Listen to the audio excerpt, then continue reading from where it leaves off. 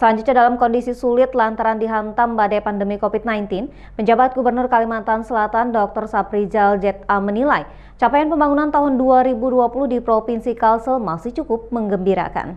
2020 yang dipenuhi dengan tantangan badai pandemi COVID-19 yang suatu fase yang belum pernah dialami oleh dalam kondisi sulit di sepanjang tahun 2020 lantaran dihantam badai pandemi COVID-19, namun capaian pembangunan di Kalimantan Selatan selama tahun 2020 terbilang cukup menggembirakan.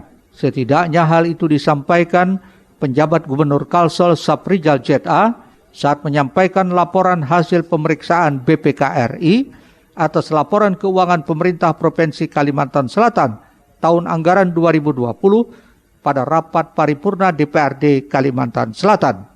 Menurut Saprijal, capaian tersebut dibuktikan pada peningkatan indeks pembangunan manusia IPM Kalimantan Selatan dari 69,05 pada tahun 2016 naik menjadi 70,91 pada tahun 2020. Meski begitu, IPM Kalimantan Selatan masih berada di bawah rata-rata nasional yang tentunya harus menjadi perhatian bersama.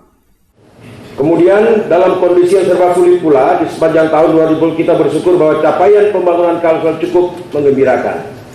Walaupun IPM kita masih di bawah rata-rata nasional yang merah tadi, namun terjadi peningkatan dari 69,05 menjadi 70,91 pada tahun 2021, namun tetap di bawah rata-rata nasional.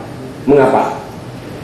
Ini penting, karena indikator IPM banyak, maka kita merah di sektor konsen utama kita harus tertuju pada peningkatan umur harapan hidup.